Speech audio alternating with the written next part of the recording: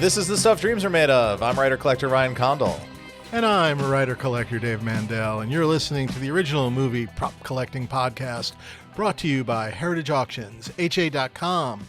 They've got the giant Ruby Slippers auction coming up in December. Go to HA.com. We'll be covering it in depth, but go and check it out. Bidding as of the moment we were recording is already over $800,000. Wow. So go check it out, HA.com. Throw a bid on it because you're going to get outbid. You can bid. You feel really, it's very empowering. You bid like $840,000, and then you get outbid and you feel really good about it. I gave it my all. Yeah, I tried. I bid as high as I could, $840,000, and someone beat me to it. But what if it sticks, Dave? I know. Be careful. Be careful. Actually, I would be kind of okay. But I think you're gonna get beaten. But that's just a guess. Yeah, that's just a guess. I could be wrong. Should we save this for the actual Heritage episode? Should we stake save it, right? But save it. We should do our sort of closest to the pin, final of where we think bid. It's gonna go. Yeah, I'm pretty sure it'll be 840,000 is where I'm gonna pick. Yeah. Sold to one very pale co-host on The Stuff Dreams Are Made Of. I think I just bought some Ruby Slippers. Yeah. So good luck, everyone. Yeah. You know how you love The Wizard of Oz, sweetie? Honey, You know how you haven't mentioned Wizard of Oz in 33 years? Well, we're going to be talking about it a lot more. It's going to be a new topic in our house. Yeah. Before we what's new in props tonight, I just have a little retraction to print. This could be part of what's new in props, right? From a previous episode. What's new in props and retractions? Yeah. But I do have a thing that's sort of actually, this is more prop related than my what's new in props. So there you go. We talked the other night about replicas with the House of R, the lovely ladies, Mallory and Joanna from House of R. We had a great rollicking old time, and they brought up at the end of a. And by the way, really quickly, please go check out House of R. You can watch it on YouTube or on podcast. It's Ryan and I talking props with them, and we did a whole sort of fun sort of draft, if you will, of some of our favorite picks. It was really enjoyable, so please check it out. Yeah. Yeah, and they do great coverage of whatever genre TV of the moment is on. They did a lot of House of the Dragon coverage when it was on. They were doing. And I just realized now. that I'm reading a Marvel book that I about the history of Marvel Studios that I guess Joanna co-wrote. Which I didn't realize. Oh, cool. Said something when we were on the show, but I just pieced that together. Yeah. Yeah. So, anyway, what's that called? Yeah. Well, plug it. Well, I didn't know we were going to be going that far. Okay, hold on a second. What is it called? Here we go. MCU: The Reign of Marvel Studios by Joanna and some other people. By Joanna Robinson and some other people. Two other people that I can't see. Two other people. It's really, really tiny. That's the problem. Really tiny. Yeah. I've seen that cover before. Yeah. Okay. Yeah. So we did this podcast, and at the very end, it was very fun. It was a long recording, and it was sort of very all over the place, high energy, and they asked me to talk about replica companies that I liked, and I was sort of playing off the cuff, and I wasn't really prepared to answer the question. So I was sort of shooting from memory at that point, but I misattributed a piece that I have that I really love, this neuralizer that I said was built by Paragon FX, which is a great replicas company, which I actually really like, and they make great stuff. They make the Bat Grappler, really nice Bat Grappler that they made that I have from '89 Batman. But the neuralizer was made by Factory Entertainment. Factory Entertainment's been around for many, many years, and they did a bunch of really lovely Princess Bride props, a great Men in Black line. They've done toys and pins and other things, and they're at Comic-Con every year, but I just wanted to apologize because they made this really cool neuralizer that I love, and for some reason I associated it with a different company, so apologies. What are they called? What is the proper company called again? Factory Entertainment. Factory Entertainment. And I'm trying to remember, because when we said at the beginning of the show, brought to you by Heritage Auctions, I don't remember saying brought to you by Heritage Auctions. We didn't. And Factory Entertainment. We didn't. They owe us money now. So I did this thing, and this is an ad. So Factory Entertainment, I dare you to sponsor this show. There you go. I fucking dare you to sponsor this show. come forward before Paragon FX takes your place. So put both of you out there. Have a little competition. See who can rise to the top. We are taking sponsors, and we are shameless, as you've seen on the show. So we will accept really kind of anything. If you've ever wanted to have your stuff promoted by us shitting on it, you just sign on up. That's right. Replicas suck. Don't buy replicas. But anyway, go on. No, buy replicas and keep us in business. Yeah, it's a way in. It's the gateway drug, Dave. It is a gateway. It's the very buy replicas and then one day sell all your replicas. It's the underpowered weed that leads you to mainlining heroin later in life. Just a taste. Yeah.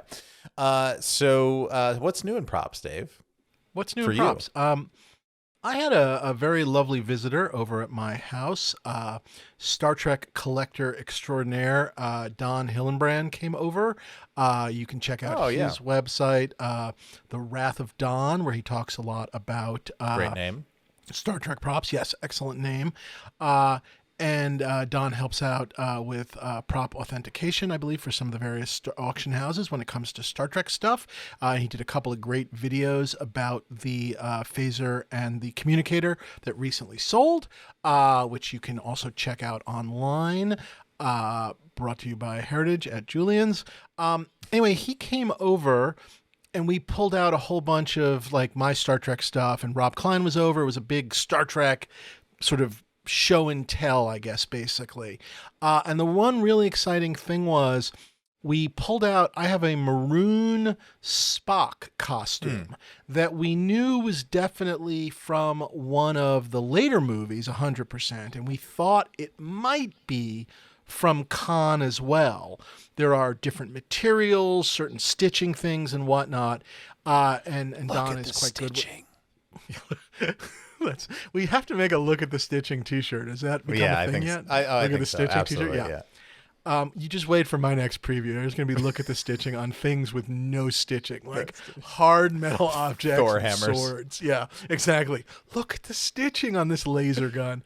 But we took it. We sort of took it out and went through it all, and 100%. Wrath of Khan Spock costume. I'll try and put some pictures up of it. I won't necessarily get into 100% of the what and the why, because I think there's some things that should be a little bit secret, but you know,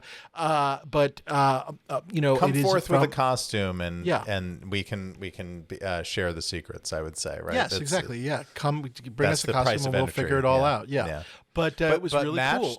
Dave? Matched? Not screen matched, or at least not yet, but basically certain things in terms of his the collar, the length of the jacket, the fabric itself. There are apparently two different fabrics that are slightly different in color that you can actually see when you look towards the later movies. If you look at some of these group shots, you will see, and sometimes it looks like lighting, but it's not a lighting issue. You'll see a master shot of like 3 or 4 of the main Star Trek cast in their maroon uniforms, and you'll kind of see some of the uniforms are more maroon and some of them are more red, and that's one of the ways of sort of telling what the older ones were that were reused and reused and reused.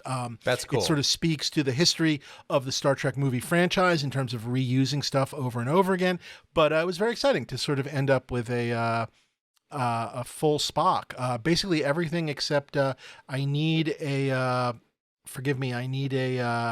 an emblem. I need the metal Star Trek insignia. The Starfleet insignia. Wrath of Khan one. Something I don't. Do you have, need a dubious phaser from Wrath of Khan, Dave? I had one. I tricked some guy into buying it. Yeah. Okay. Yeah. Good to know. Some sucker. I said, "Look at the stitching," and he went, "I'll take it." So yeah. I did love the stitching on your stunt phaser, Dave. Anyway, so that was very exciting and very cool and very fun too. That's great. That's great. I mean, good. A night of Star Trek nerdery. So it was very good. enjoyable. Good for you. Very, very exciting. And you've had that piece for a while, right? I've definitely had it for a while. And like I said, I bought it thinking we thought it was Rob Klein and I sort of, when we bought it, we thought there was a good chance. But I will admit we were guessing more, I think, than now actually have some knowledge. So our guess, I guess, was correct is the answer. Great. But yeah, great. very exciting though. Yeah. So another Wrath of Khan piece. And then I think I said to you, I got back my 3 pieces of Wrath of Khan hand props: the hero phaser, the hero communicator, and the hero tricorder, and had nice displays made for them, Oh, which I lovely. can put up and I'd show. love to see photos of those. I was very happy about that. And also, for Does the example, phaser work? Did you yes, get it? Phaser now works. Great. The communicator had a battery in it, but it was like soldered in, and what worked, basically, the guy who basically made these displays for me, wonderful guy who does work for Prop Store, brought to you by Heritage, Tim Ralston, he was able to sort of undo the soldering and put in an actual battery holder so that I will be able to replace the batteries more manually in the future. But yeah, no, he got into them all and got them all working, and it's pretty fun. The tricorder in particular has a couple of different modes of lights moving around and kind of slow and whatnot, Nice. and that was really cool. Phaser lights up, the communicator lights up, so I'm really happy both with how they look, but also how they're all working now with obviously new batteries and whatnot. So yeah, that was very fun. So thank you, Tim, and I'll put some pictures up of that stuff as well. So yeah, Exciting. Yeah. Exciting. How about Very you? good. What's new in props? This is more of an art play I'm making. I sent you a message when I was out there, but there was this incredible Monet exhibit in London, and it's a brief time. It's already sold out, but you can become a member of the museum and go in the sold out slots. Highly recommended if you're in London or in the area at all. I was stunned. I guess I knew Monet was one of the more prolific of the famous impressionists, but I didn't realize how. And it's funny being there. Because I was just gonna say, I think especially when he found, forgive me, a viewpoint that he liked, he loved studying the light. So he would often do like, I don't want to say a million, but he would do like 5 or 6. Here's of one in the almost fog. the same, Here's one in one the of the snow. same image, Yeah. at different At dusk. times, At different dawn. times a day. Yes, Yeah. exactly. Yeah. And so he certainly was more prolific in that sense, and it obviously really beautiful for many reasons. Yeah. Yeah, and it was funny because I was standing in there. Of course, everything comes back to movies, and I was just thinking about how looking at it was all of his paintings of London. It's at the Courtauld Gallery, which is in the Somerset House. It's down in sort of Covent Garden, central London, but very worth. So what do you have to join? You have to join the the Courtauld Gallery? Gallery, and they have a wonderful gift shop, which I'll get to. But the gallery itself is amazing. It's it's a house. It's a manor house that was converted into a museum, and they have permanent Van Goghs, Monets, Renoirs, Cézannes. Okay. I'm not familiar. I mean, I'm not that I've gone to London. I've gone to London a bit, but that's not a gallery I'm familiar or a museum I'm familiar with. Dave, it's incredible. Really It's cool. It's a house, so it's not a huge museum, but for like per pound. I'm with you. I'm with you. Yeah. Impressionist per square inch is incredible. But this little visiting exhibit was just Monet's work in London when he painted London, and they got you saw on the little attributions from private collection. They got it from all over the world. I don't know what they must have gone through, how long this took to pull together. It was just stunning, and I was thinking standing there that it's like looking at a movie poster artist going through their sort of prelims and trying to kind of sell them to the studio, and like here's John Alvin doing the Blade Runner poster, and here's the city from this angle and from this angle. Here's one with Deckard. Here's one with Rachel. Here's one with both. Here's of one the with baddies in the fog. image. Here's one with the sunset. Exactly. And I realized that's the artistic process, but that's where my brain went. Anyway, very enjoyable. You should really go. I was really awed by it, and we've talked on this podcast just how much we love Impressionist art and how you would trade your entire collection. My offer for... still stands. Anyone who would like to email in with a Monet, you get the X-wing, you get the Stormtrooper, you get it all. But I gotta like the Monet, so you gotta really like the Monet. Yeah. So also open to a Van Gogh as well, by the way. So Monet or Van Gogh, well, those would be the biggies. Oh, but, and there's maybe some other stuff. Yeah. There's an incredible Van Gogh exhibit going on too in town at the National Museum, which my in-laws just went to. I saw that in Amsterdam last summer, 2 summers ago. It's about the last year or two of his life, right? Yes. It's the back end of his life. Really sad it's really part. fascinating. Yeah. That's when you came to Europe and didn't visit me, right, Dave? I went to Greece and I flew home for cheaper airfare through Amsterdam, and probably for the last time ever, as I'm not looking to get attacked. But anyway, so yeah, I guess I was in the European area, but no London. Come to London, Dave. It's much safer here. But at the end of the exhibit, they had this really lovely gift shop. I mean, most of those museum gift shops are sort of a thing. This was a whole.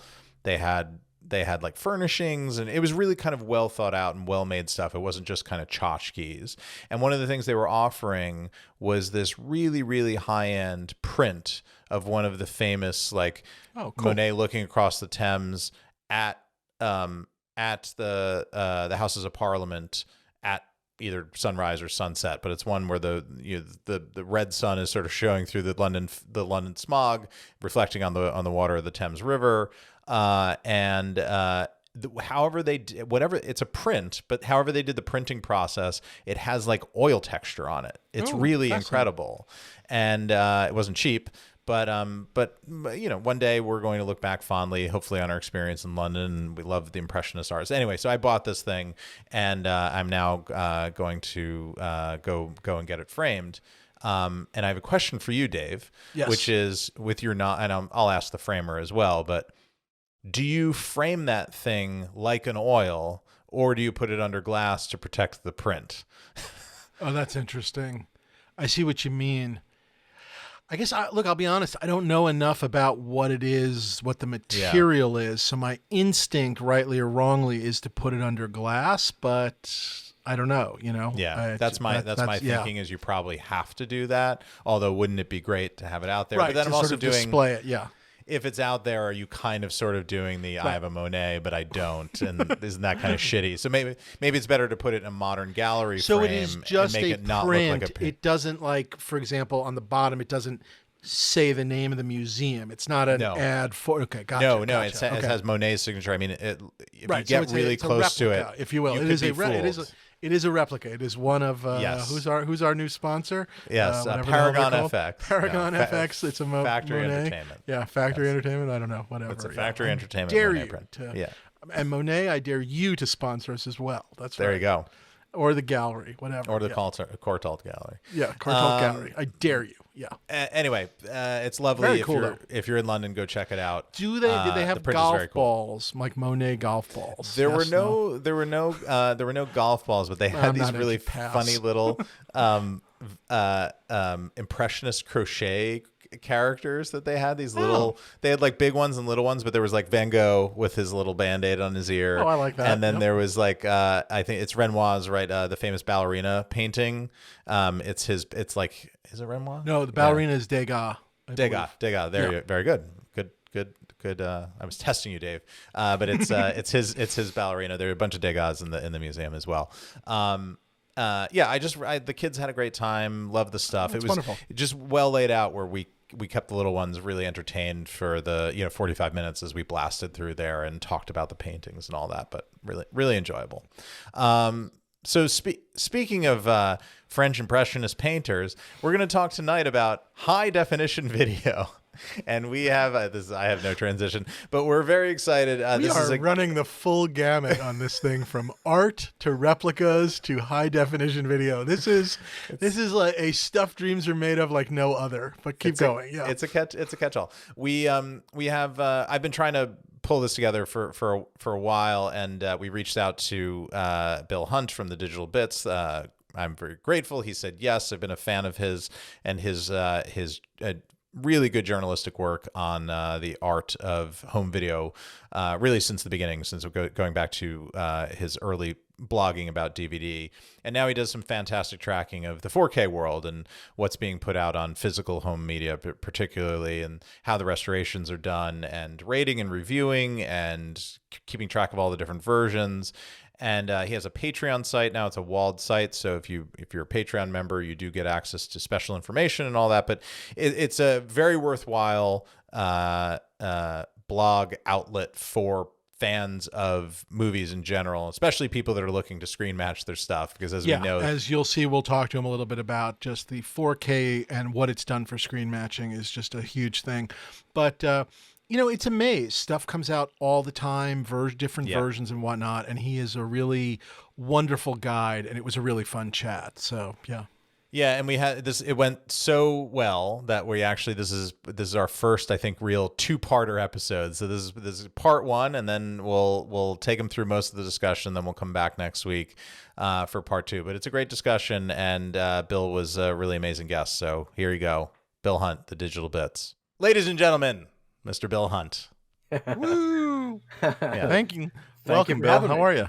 Thank This you. is this is a long time coming. I feel like we've been you have no idea, but we've been talking about having you a lot, because invariably in the prop world, we are constantly talking about getting screen matches on our props. And so much of the screen matches on props have happened as more and more 4Ks are coming out.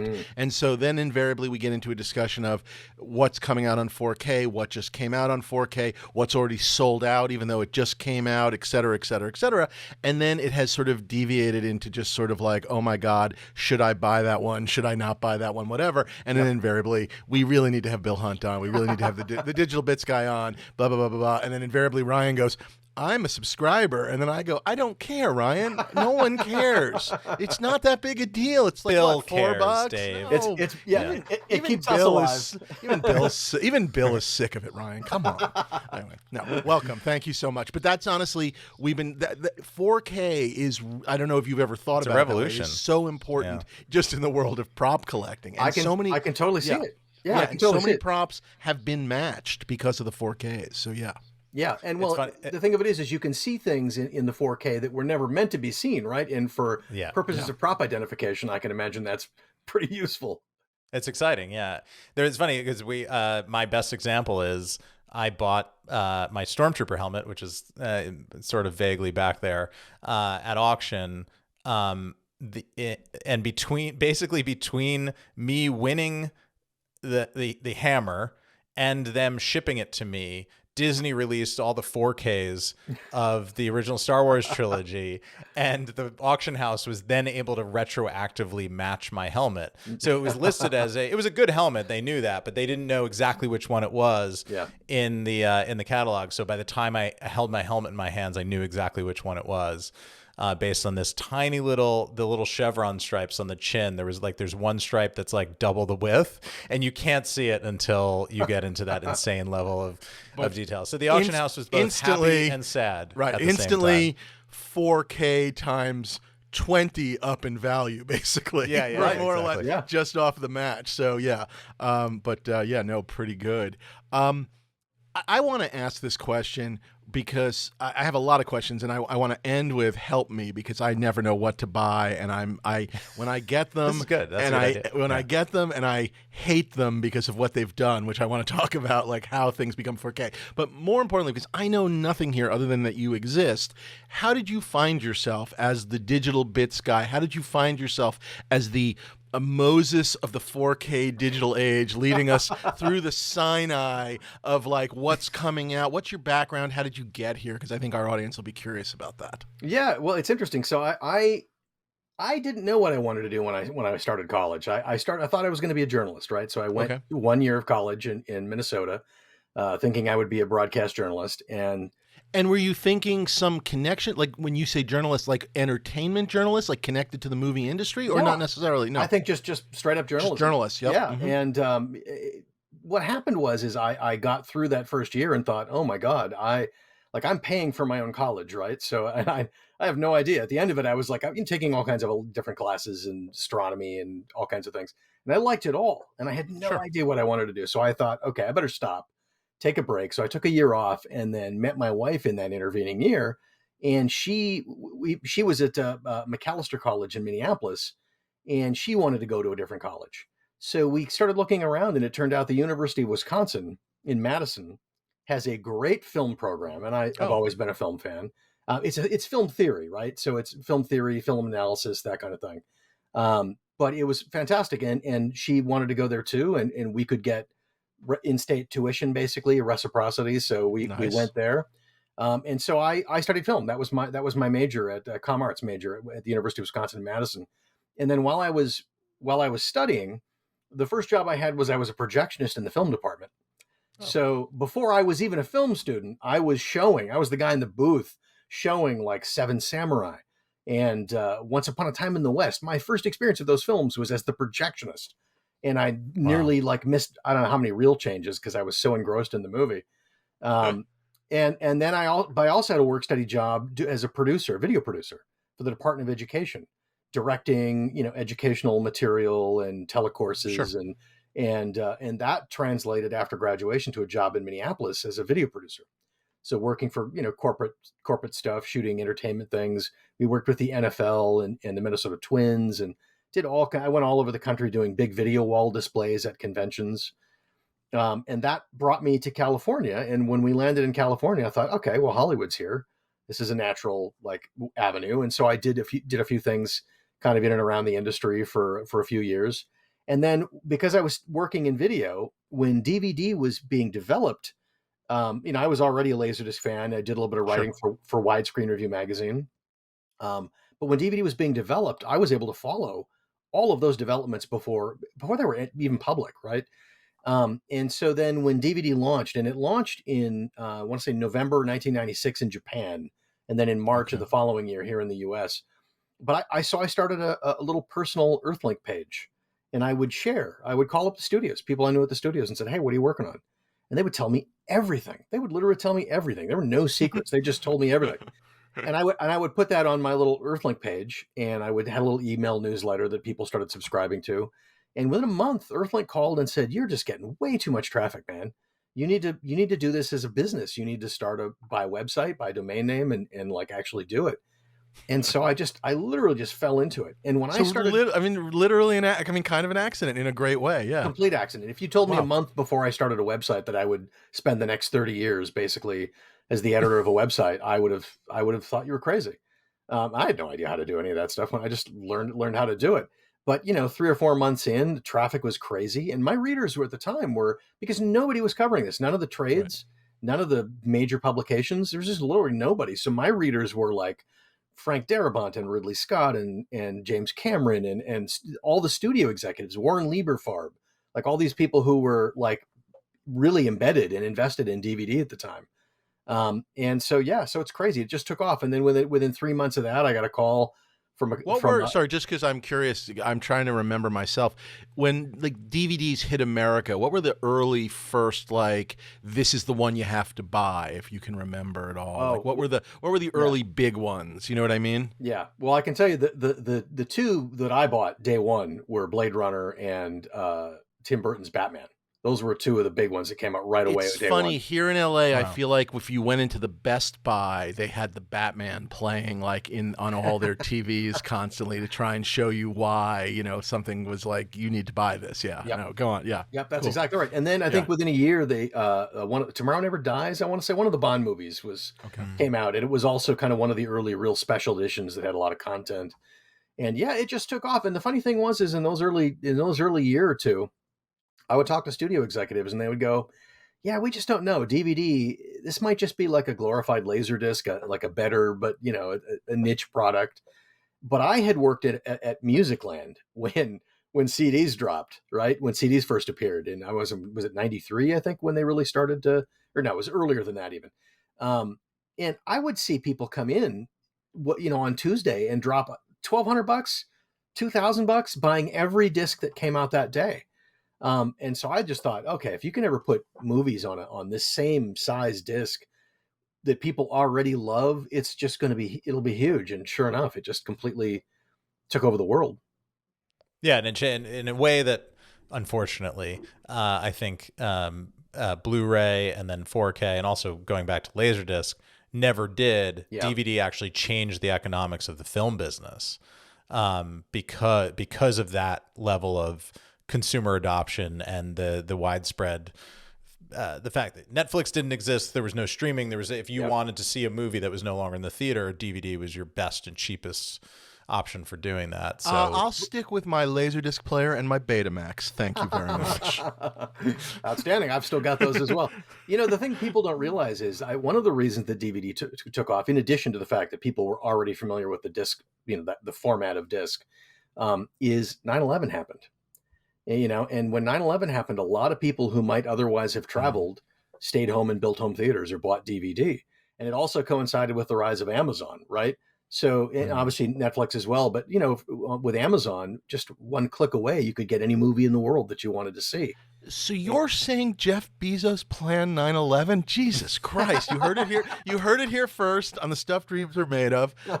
This is exciting. I didn't think we were going to get into this, but yeah, Might no, as well, Dave. he's a bad guy. I know. I It was agree. I agree. Yeah. it was just a fascinating confluence of things that happened Yeah. all at the right time, and people were just ready for it.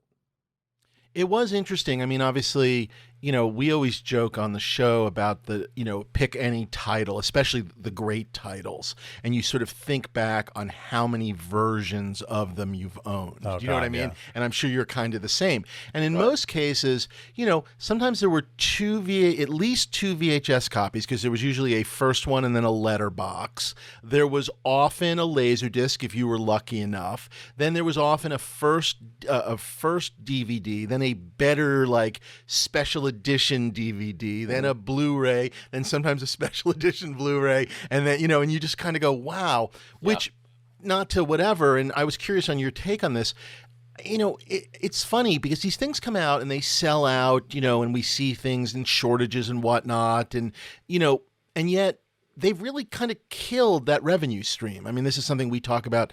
Ryan and I talk a lot about just as writers in the industry that, you know, you used to be able to come out with a movie. Maybe it doesn't do that well, but it has this second life on, you know, DVD or Blu-ray or whatnot. And that's gone out the window. And yet we are seeing some of these 4Ks. And again, I don't know, do you have a sense of how limited they are when some of these 4Ks are selling out? Are they putting real numbers on the board? Do you have a sense of that? I know I'm jumping all over the place. No, not at all. I do, and it really depends on the title. Sometimes it can be as few as 2,000 units. Sometimes it's really, it can be that low. Gotcha. Yeah, and one of the problems is, so, you know, there was a whole generation of studio executives that really understood the disc business and really understood the value of it, and the fact that, you know, Ryan, as you said, a lot of the revenue from that supported other things, and that's a lot of remastering was funded by Right. DVD revenue and Blu-ray revenue. But, you know, then a new generation of executives kind of came in motivated by Wall Street that was all about streaming. And they literally just couldn't have been less interested in the disc business. And so they kind of let it languish for several years. And so what happened is sales declined, and a lot of the production lines, the manufacturing plants that actually replicate discs, closed. They just started to close. And so now the studios have now begun to realize, oh my God, streaming isn't generating the kind of profit we thought it would.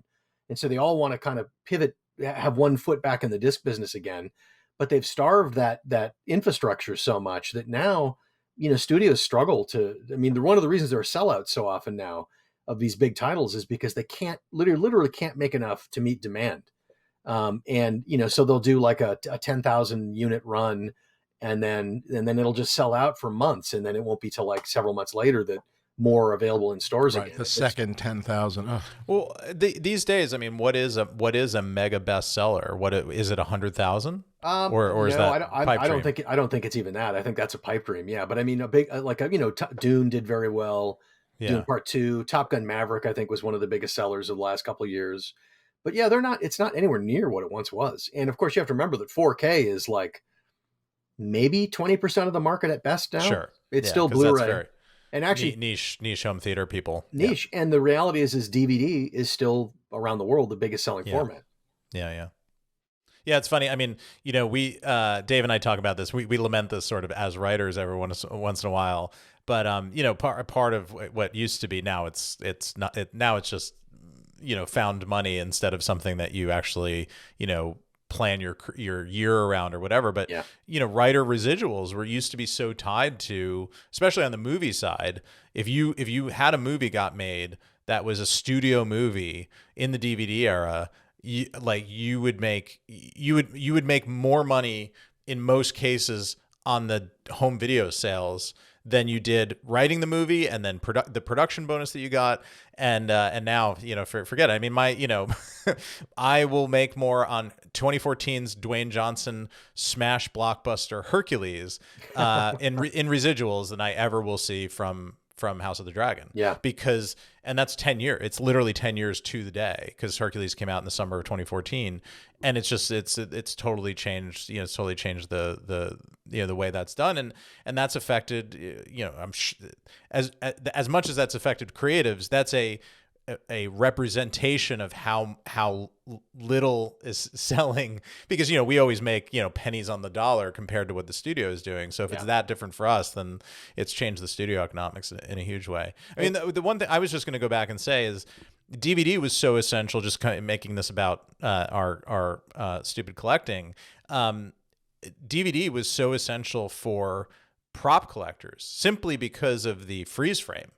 Because it used to be the only way to authenticate anything back in the VHS or the film era was with still photos. Because if you freeze frame, unless it was this insane close up or whatever, and even with the squiggly lines on VHS, you could see, that that is the thing, or there's a confirmation. The pure like photo quality freeze frame that you would get out of a DVD really brought collecting to, I wouldn't say quite yet the mainstream, but that's what allowed it to come into the mainstream and made it more than just a bunch of guys running around LA essentially who had this internal network of prop masters and things like that it was a locally sourced hobby, because you would just, I know that guy and I know he actually worked on the film, so when he's showing me this thing from the film that he worked on, that's my authentication, or the photo that came with it from the set. Whereas DVD made it, you could collect from anywhere, because you could see, that this thing in the auction catalog is this thing that I'm seeing on my screen. Right. So it's huge. I mean, revolutionary format. I think bigger than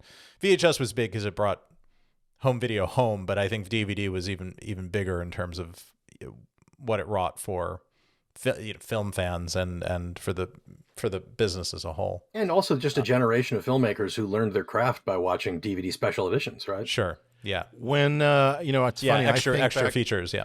I was going to say, I think back on when I was in Prague making the not hit teen comedy Euro Trip. And in the days leading up to us starting filming, because we'd never directed before, literally, three of us, we wrote it, we're never directed before. I watched the Lost in La Mancha documentary and all the extras on that over and over and over again in sort of a, here's everything that can go wrong in one place. And this will be okay of what we're about to do, but at least here's everything that can go wrong. And it was, I don't know, it was like a security blanket. And I think certainly I certainly am not alone in, the creators that learn from it, watch, learn things, watch things, however you want to take it. But what I miss, you were talking about sort of your Musicland days. I mean, from my moving out to Los Angeles I moved out in 95. Yeah. And from 95, I don't know, to some extent, probably till the day, whenever the Virgin Music Store at Sunset and Crescent Heights, shut down, I met up with a group of friends at, basically midnight on Monday night, because they would stay open till 12:30 a.m. and you'd line up and you would get the new releases. And every week we knew what was coming out, and and it was like, we're gonna go get there, meet there, buy, what did you buy? What did you, you didn't get that? You did get that, whatever. And then go across the street to Greenblatt's Deli and sit and talk about the movies we got, and then who's going to watch. I'm going to go home and watch this tonight. And again, it's very much of a time, we were all single, nobody had families and whatnot. And now, of course, it's like Greenblatt's Deli's is gone, Virgin Megastore is gone, and 4 movies don't come out on a Monday night. That hasn't happened in 11 million years, and I miss that. As just a fan of movies, I just really do miss that. Yeah. Oh yeah. Well, there was a place in the Valley. I don't know if you guys had ever been there, but when I first moved out here, called Dave's Video, the laser place. Yep. Oh my God. And going there was just amazing. You could go in there and you'd be browsing the stacks, and the people who worked there were fans of movies, and they could tell you everything you could talk with them. And you'd be browsing the stacks and you'd strike up a conversation with the guy next to you and realize it's like, Guillermo del Toro.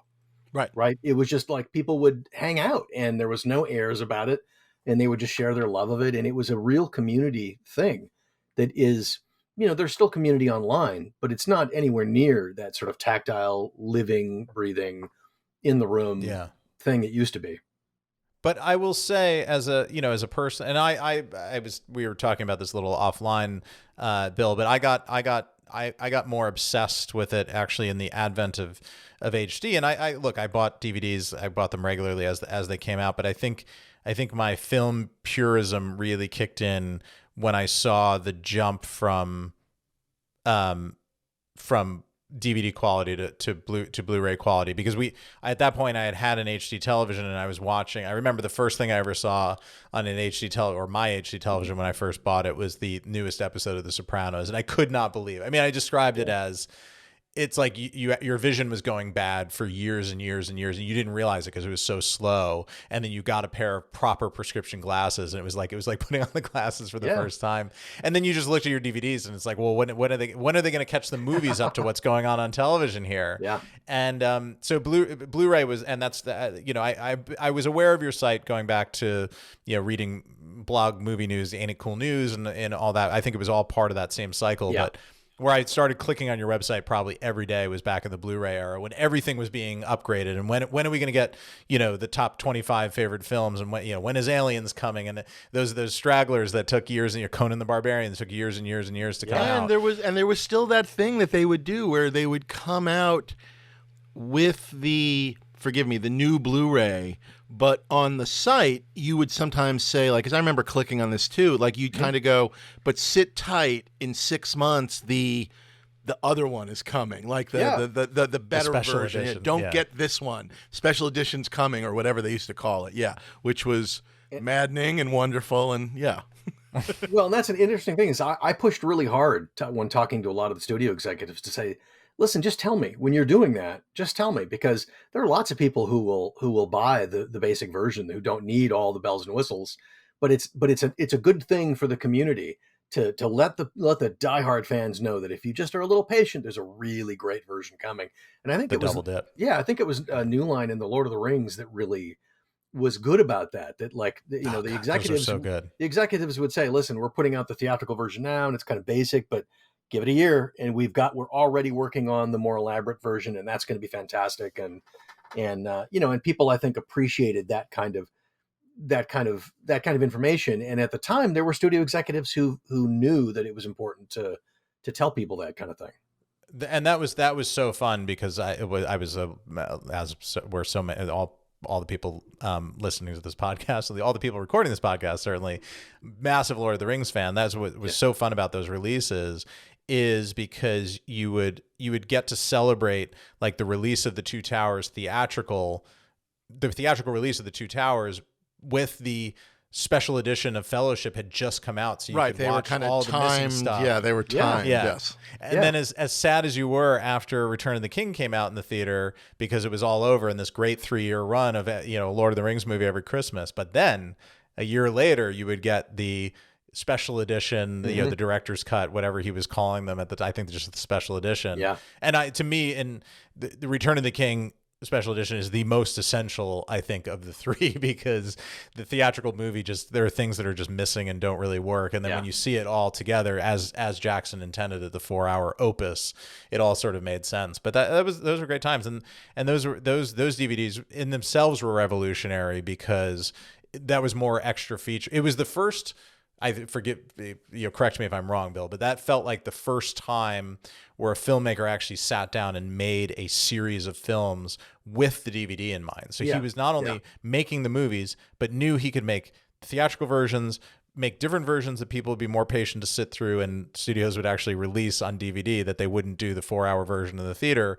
And also all the documentaries that were being shot as they were making the movies, instead of being a retrospective going back, or a TV special that they tried to convert into a special feature, he made that stuff for the DVD. And there's stuff that we still haven't seen yet that exists in those. Let me tell you, there's a lot of stuff we still haven't seen yet. There is a super special edition to be made, and I think at some point it'll see the light of day. But yeah, you're exactly right. I mean, one of the other things. Do you think he was waiting for 4K, or you think it's just kind of coming? I think Jackson knew that, like, this will be, we'll have all this material, and later we can do all kinds of stuff with it. I mean, the kind of foresight, he actually had Weta shoot the menus. The menus for those Blu-ray, or the Blu-rays and DVDs, were actually shot by by Weta, and they set up like the book and the table, and right, they panned through, and like they were thinking way, way, way ahead with Way, that stuff. yeah. Yeah, it was, and I remember those times very fondly because it was just, simpler and sort of, I missed all the great shops in LA because by the time I moved out there, Yeah, They were already gone. Yeah. yeah, and this was, I moved in 2006. I mean, it wasn't, it was 20 years ago, but no, but so much had it did changed. change at that point. Yeah, I mean, and Yeah, unfortunately, Amazon was part of the part of the reason it did, sure, which is good and bad, right? Because then you could right, still get all kinds of stuff. Back then, Amazon was a little better than it is now in terms of reliability and being able to stock things. And but yeah. uh, but Yeah, yeah, I've no, had it's changed. with Amazon, and I'm just curious, do you, I mean, are you, and say anything you want to say, Yeah, are studios sending you stuff? Are you buying a little bit of both? Are you buying on Amazon? Because I find when I buy on Amazon, one of three things happen. One, it's already sold out, obviously, and you're sort of out of luck. And yet I find when it's sold out on Amazon, often you can get it on Target, Walmart, or whatever. Like it just, yeah, Amazon does go first because I think that's everybody's first instinct. But the one that drives me the craziest is, I guess, when I go and I place an order and then the day passes and it hasn't shown, yeah. and there's sort of no explanation, and then you kind of get the sense that if you complain, they'll get you one sooner than later. But like it's a really, Yeah. just a very, their inventory management drives me bananas. Yeah, it's I had frustrating. I had the one where To Catch a Thief just came out in this lovely collector's, 4K whatever. Yeah. And my guy, we have a mail slot that seems larger than it is, and Oh everybody no. likes to not try once but try 15 times to get it in there. And he shoved that thing in the mail slot so hard. I've never seen this happen. He peeled the the hardcover, the hard spine off of the DVD Wow. within the collector case. Like almost like, when you unzip a cardboard box and it Yeah. has that little zipper thing. That had happened, but to the spine of the DVD. It was shoved in there so badly that I had to go back outside the front door and remove it from the front Oh my because it would God. not come through. And then I'm just holding this thing. I'm like, this is useless. So I send it back and they're sold out. Yeah. They're gone. Yeah. So there is no more. And it'll so be- I found well, some there- US site somewhere that Yeah. had it. So I sent this was the UK, so I just sent it to my address in the US. So it's there, Typically, but- typically what happens is if it's out of stock, if you wait 3 or 4 months, it will come back in stock at some point. But that's the problem is they literally can't make enough product to meet demand. Disney just, for example, announced the latest round of Disney Plus series coming to 4K. And previous rounds of those shows also had a Blu-ray version, right? But this time they didn't announce a Blu-ray version because I think they're trying to focus on making enough 4K to at least get enough demand, meet demand for the holidays, and then they'll circle back to the Blu-ray later. It's But just hilarious. They're just leaving money on the table. It's just, maddening. yeah, Yeah. it's just wild. yeah, and it's, I mean, I was saying for years, like you can't, streaming is never going to make the kind of money that physical media will. I mean, because the bottom line is if you do a really good job with a movie on physical media, good transfer, good, good quality, good packaging, give people something new, an upgrade in the level of quality, new extras they've never seen before, you can charge $60-$70 for that, and fans will pay for that. But you can only ever, I don't know anybody who's going to pay more than $20 for a digital movie, if even that, right? yeah. And the problem is that the other thing they didn't calculate was every region of the world has a cap on the amount of screens that exist in that, right? So in the United States, it's like about 124 million TV households. And then you add on top of that some number of people who watch on like iPads or their phone or whatever. But you can't ever really exceed that cap in that region. And then every region for streaming, you have to build local infrastructure, servers and, data, pipes and all that jazz, right? And it's so you've got a high infrastructure cost everywhere, but you've got a cap of the maximum number of consumers you have. And then if you have 12 streaming services, all of those 124 million aren't going to subscribe to all 12. They may have a budget for 2 or 3 so that you just get this constant churn. And that situation is never going to improve. Well, they're trying to, having gotten rid of cable and the cable box, there's that theory that that the industry is moving towards eventually.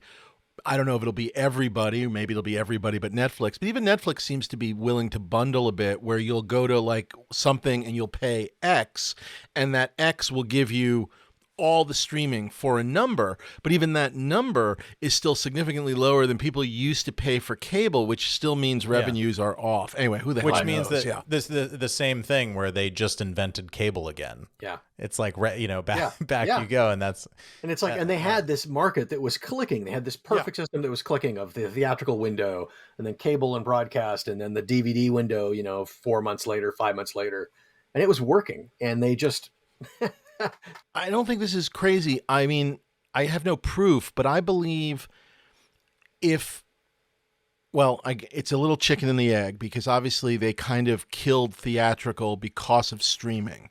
Yeah. But I guess what I was going to sort of say is, if theatrical had been killed and the DVD window still existed, meaning that like streaming came later, let's say, I think the DVD or the 4K or whatever could have cushioned the blow of theatrical ending. The notion of, say, Furiosa comes out and doesn't score because they open it in May instead of perhaps February like they should have. Had there been then a window of, okay, you didn't see it in the theater, you should buy the Furiosa disc, that could have, fixed some revenue. I don't know. I can't prove it, but it's just, again, these movies are just like led to the slaughter. It feels. No, that I reminds know. me. I have to buy the Furiosa disc. Bart, please remind me. it's absolutely true that I think the other thing that happened is I think having a high def format war really killed a lot of enthusiasm for high def disc. So eventually Blu-ray did take off, and then obviously 4K on top of that. But having a format war made in the middle, killed enthusiasm for Blu-ray very, very early on. So I think Blu-ray would be bigger today, and on top of it, 4K would be bigger today if not for that format war. But I still, it drives me crazy. I mean, when I go to see a movie in a theater, I don't understand why there isn't an opportunity right there when you walk out of the theater, when you're just high on how great the movie was, to buy use an app or whatever and just buy pre-order the Blu-ray or 4K right there. Because I think that to me seems like an obvious time to capture that audience. And, obviously you'll get it when they release it, but as you're walking out of a theater, there ought to be a code right there that says, hey, you like this movie, you want to buy the 4K, here it is. I think that makes too much sense. Exactly. Yeah. Right. Yeah. If I may be an optimist for a moment, it felt not dark, but it just felt like sort of we had kind of the glory days were truly behind us for a couple years, and then sort of on the other side of COVID, and recently, sort of with the advent of your Patreon efforts on the digital bits, which people should sign up for, because we'll get into this at the end when Bill plugs all his stuff. But the sort of private news channel that you have is I think very worthwhile and very interesting, especially when you're home theater obsessive the way Dave and I are. Yeah. But it feels like after the sort of the movie theater one versus the streaming the streaming sort of apocalypsists, the people that wanted to kind of end the movie theater forever, Netflix being the lead of that. But then there were also people that at the legacy studios that were guilty of that too. But that attempt failed, and people actually do want to go to the movie theater to have this special out of home experience. It felt like we turned from this very depressing, are they just going to stop releasing things on physical media, into, now we're almost back in those Criterion Laserdisc days, where it is this kind of very niche and very specific but very bespoke collector world that they are servicing. And it feels to me like in the last 2 to 3 years it's become really exciting again, and the releases have been awesome, and the packaging and generally the quality of the transfers, with some exceptions. I think we'll get into a couple of those, but I don't know. I mean, I'm curious as to am I being overly optimistic, or has there been a shift? No, I think you're absolutely right. I think, and that's we're back to Laserdisc days, basically, right? Where the studios will release a certain number of titles themselves, most of them, and then they license all the deep catalog to the boutique labels. And the boutique labels are killing it. They're putting out all kinds of great stuff. I mean, there are movies coming out in 4K that I never would have expected to see in 4K, and it's amazing. The difficulty is that the margins for those companies, for those boutique labels, are so thin that they can do some new extras, but it is difficult, right? The audio commentaries are fairly easy to do. the occasional new interview featurette, that kind of thing. But what I miss are the really, really elaborate documentary treatments of like Alien and Blade Runner and the Lord of the Rings Right. films, as you mentioned. And you know, Criterion does some of that stuff still, but that's the kind of thing that's not getting paid for anymore. And I think the reason for that is because in the studio's mind, well, we pay for this stuff and it goes on the disc and then it disappears and it doesn't really live on streaming. I mean, they're trying to do that, but it doesn't seem like it's catching on as much. But yeah, it is extraordinary how many things are coming out. And I think there has been a realization that, look, there's a lot of low hanging fruit to be picked here in terms of releasing these deep catalog things on disc.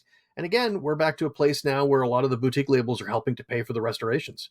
So it's preserving the Yeah, which is catalog. exciting. Which is Yeah. exciting. Yeah, and when you say boutique labels, so they're just a rundown. That's like Kino Lorber, right? Shout, Criterion, Arrow Criterion, certainly. Video. Yeah, Yeah, exactly. Arrow. You know, Yeah, Lorber Studio yeah, Classics, yeah. MVD, It's tons so of them. funny because I can remember when like Criterion was doing too good a job and then the studios clawed them back and were kind of like, no, we're gonna do that one, like you can't do that one, kind of a Right. thing. And now of course they're back to, yeah, no, just take it, just go, just Please go. take this So off our plate. yeah, Yeah, it but it's just loops interesting. around. I am seeing the studios now start to go, maybe we should do some of these things ourselves. And most excitingly, I think Disney and Warner Brothers, Disney especially, I think Disney is, you know, they have a new distribution deal with Sony. And I think we're going to start seeing a lot of Sony and, or I mean, Disney and 20th Century Studios and Touchstone titles finally come to 4K in a, you know, I don't know how elaborate the releases will be, but even if we just get the films in great quality, Right. that's a win, right? And Does that include Hollywood Pictures, Bill? Are we going to get Tombstone? Is this ever going to happen?